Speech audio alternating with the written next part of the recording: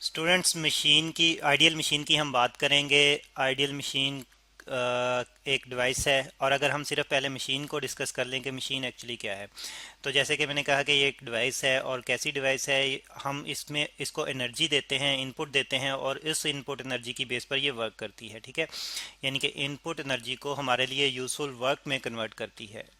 तो इससे हम जो है वो काम आसानी से, यानी कि बहुत सारे काम जो है वो कर सकते हैं। मशीन यानी कि एक ऐसी डिवाइस है जो कि इनपुट एनर्जी लेकर हमें यूज़फुल वर्क देती है, हमारे लिए काम आसान करती है। Input energy into useful work, useful work. या हम ये भी कह सकते हैं कि इससे एक्चुअली हम फोर्स जो है वो शिफ्ट करते हैं किसी एक फार्म से दूसरी फार्म में, और उस दूसरी फार्म को यूज़ करते हुए मशीन खुद जो है, यानी कि हम एक फोर्स हम देते हैं मशीन को किसी भी फार्म में, और मशीन जो है वही फोर्स जो है वो शिफ्ट करती है किसी दूसरी फार्म में। यानी कि ये फोर्स भी शिफ्ट करती है। यहाँ पे हम लिख लेते हैं शिफ्ट फोर्स, शिफ्ट फोर्स। तो और अगर हम बात करें आइडियल मशीन की, तो आइडियल मशीन एक ऐसी मशीन है जो कि जिसमें हम जितनी भी एनर्जी दें वो सारी की सारी जो है वो वर्क में कन्वर्ट करे। हम आइडियल को अगर हम डिफाइन करना चाहें कि वर्ड आइडियल हमें क्या बताता है, तो आइडियल हमें कहता है कि एक ऐसी चीज़ जो जो कि हमारे लिए फ़ायदेमंद ही हो, उसमें हमें कोई नुकसान ना हो। ठीक है, किसी भी किस्म का ज़्या ना हो, किसी भी किस्म का नुकसान ना हो हमें, तो ऐसी चीज़ हमारे लिए आइडियल चीज़ कहलाएगी। अगर हम आइडियल मशीन की बात करें तो हम कहते हैं कि इंटायर, यानी कि सारी की सारी एनर्जी इनपुट जो है, इंटायर इनपुट जो है वो, इंटायर इनपुट, ये सारी की सारी जो है वो कन्वर्ट करेगी आउटपुट में। Entire input into output. तो यानी कि कोई इनपुट जो है वो कहीं पे भी ज़ाया नहीं होगी, सारी की सारी इनपुट जो है वो आउटपुट में कन्वर्ट हो जाएगी। तो तब हमारी मशीन जो है वो आइडियल मशीन है। तो अब यहाँ पे हम अगर एफिशिएंसी की बात करें, तो इसके मुताबिक अगर सारी की सारी इनपुट आउटपुट में कन्वर्ट होती है, तो ऐसी मशीन की जो कि आइडियल मशीन है, एफिशिएंसी जो है, चलो एफिशिएंसी को इसके सिंबल से रिप्रेजेंट करते हैं जिसको हम ईटा कहते हैं। ठीक है, तो ऐसी मशीन की एफिशिएंसी जो है वो 100% होगी, यानी कि इनपुट इनटू आउटपुट, अगर sorry output over input ratio होती है ये, output output to input ratio होती है एफिशिएंसी। तो एक आइडियल मशीन के लिए एफिशिएंसी जो है उसकी 100% होगी, सारे के सारे इनपुट को आउटपुट में कन्वर्ट करेगी, हम कहेंगे ये आइडियल मशीन है, और एफिशिएंसी इसकी 100% है। अब हम कुछ प्रैक्टिकल डिवाइसेस की बात करते हैं और देखते हैं कि क्या वाकई प्रैक्टिकल डिवाइसेस जो हैं वो आइडियल मशीन के तौर पर बिहेव करती हैं, कि वो सारी की सारी एनर्जी को, इनपुट एनर्जी को आउटपुट में कन्वर्ट करती हैं या नहीं। अगर सबसे पहले हम एक लाइट बल्ब की बात कर लेते हैं। मोस्टली हम यूज़ करते हैं जो मशीनें, उनमें एक लाइट बल्ब जो है, ये भी हमारे पास एक मशीन ही है।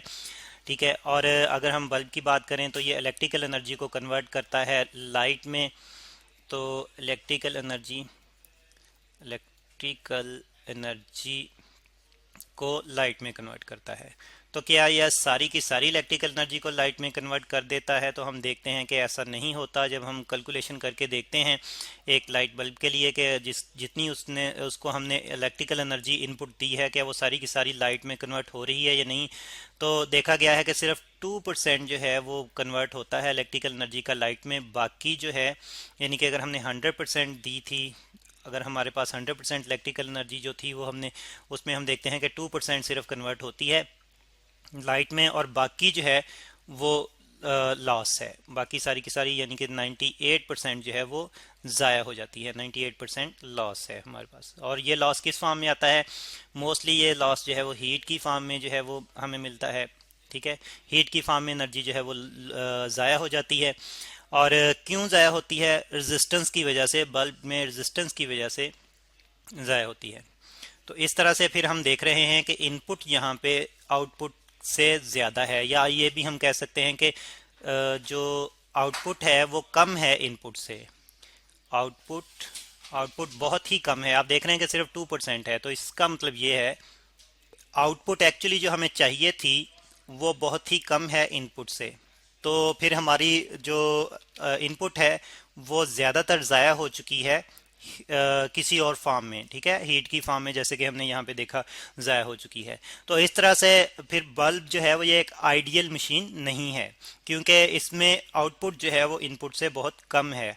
और आइडियल तब होती जब इसकी सारी की सारी आउटपुट इनपुट के बराबर होती, यानी कि जितनी हमने इलेक्ट्रिकल एनर्जी दी थी वो सारी की सारी लाइट में कन्वर्ट होती। लेकिन हमने देखा कि यहाँ पे ऐसा नहीं है, तो इस तरह से बल्ब जो है ये एक आइडियल मशीन नहीं है। अच्छा, हम एक और डिवाइस की बात कर लेते हैं।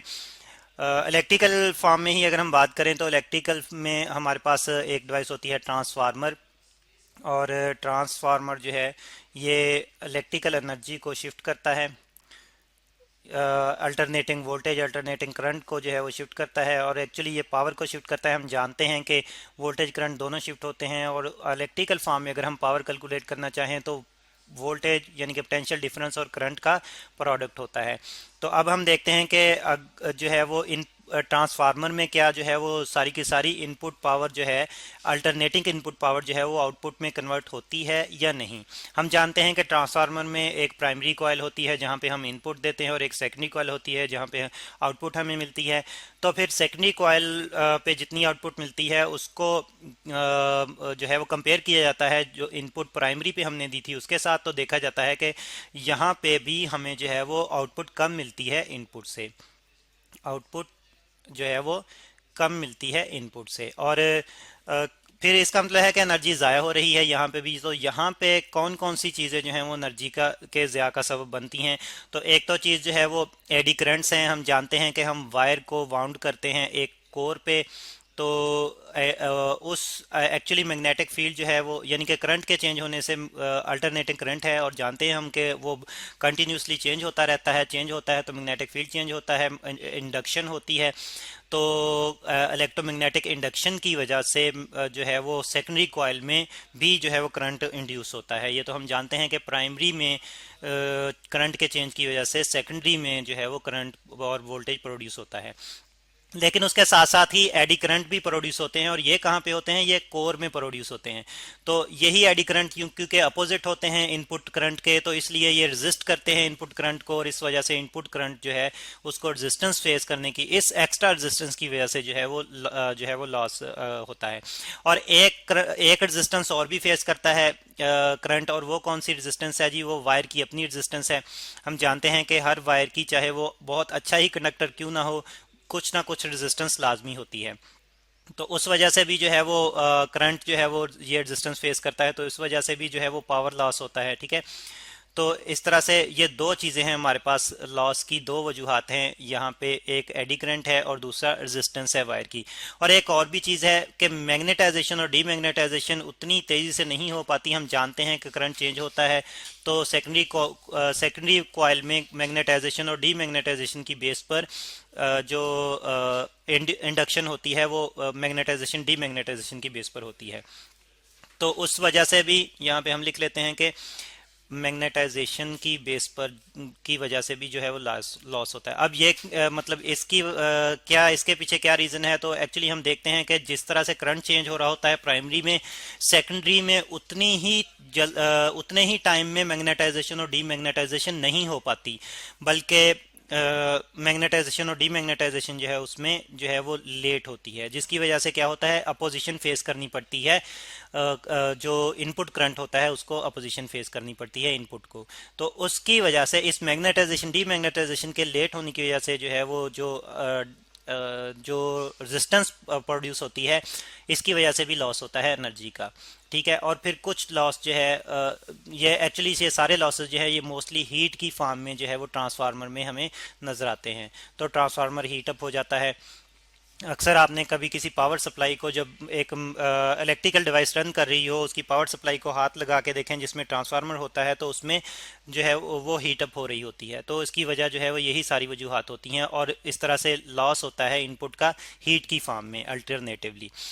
तो फिर अगर हम देखते हैं एक और डिवाइस को जो कि बहुत सिंपल सी डिवाइस है, पुली। अगर हम पुली की बात करें तो पुली भी जो है वो एक मशीन है, और इसको हम किस तरह से यूज़ करते हैं, मोस्टली लोड वगैरह उठाने के लिए यूज़ करते हैं। हम जानते हैं कि पुली जो है वो अपने एक्सल पर रोटेट कर सकती है। यहाँ पे हम जो है इसके एक साइड पे कोई भी स्ट्रिंग, रोप या जो है वो वायर वगैरह जो है वो लगाते हैं और उसकी मदद से हम लोड उठाते हैं एक साइड पे फोर्स अप्लाई करते हुए। अच्छा, फिर इसमें हम देखते हैं यहाँ पे ये लोड है, यहाँ पे हम फोर्स अप्लाई करते हैं। इसमें हम देखते हैं कि पुली की सरफेस और इस रोप के दरमियान में जो है फ्रिक्शन होती है। तो इस वजह से फ्रिक्शन की वजह से भी जो है वो सारी की सारी इनपुट जो है वो आउटपुट में कन्वर्ट नहीं हो पाती बल्कि लॉस होता है। और दूसरी फ्रिक्शन जो है वो पुली को यहाँ पे पुली में फेस करना पड़ती है हमें, जो यहाँ पे एक्सल के अराउंड पुली जो है वो रोटेट कर रही होती है। यहाँ पे भी फ्रिक्शन जो है वो होती है, तो एक्सल के अराउंड रोटेट करते हुए पुली में, तो इस वजह से भी लॉस होता है। तो इस तरह से पुली में भी हम देख रहे हैं कि लॉस होता है एनर्जी का, इनपुट का। तो इस तरह से पुली भी एक आइडियल डिवाइस नहीं है। तो ये कुछ प्रैक्टिकल डिवाइसेस जो हमने डिस्कस की हैं, यहाँ पे हमने देखा कि ये आइडियल नहीं है बल्कि इनमें एनर्जी का लॉस होता है। तो अगर फिर हम प्रैक्टिकल डिवाइसेस की एफिशिएंसी की बात करें कि प्रैक्टिकल डिवाइसेस की एफिशिएंसी हम किस तरह से कैलकुलेट कर सकते हैं, तो उसमें फिर हम देखते हैं कि हमें यूजफुल आउटपुट कितनी मिली है। यूजफुल आउटपुट यानी कि लॉस के अलावा जो बाकी आउटपुट हमें एक्चुअली मिली है वो कितनी है, और उसको फिर हम जो है वो टोटल इनपुट पर डिवाइड करते हैं, टोटल इनपुट पर। तो इस फार्मूले से फिर हमें जो है वो एक्चुअल एफिशिएंसी मिलती है एक प्रैक्टिकल डिवाइस की। तो फिर हमने यहाँ पे देखा कि आइडियल मशीन जो है वो जस्ट एक हाइपोथेसिस है। बाकी जितनी भी प्रैक्टिकल मशीन्स हैं उनमें किसी ना किसी फॉर्म में एनर्जी का लॉस ज़रूर होता है।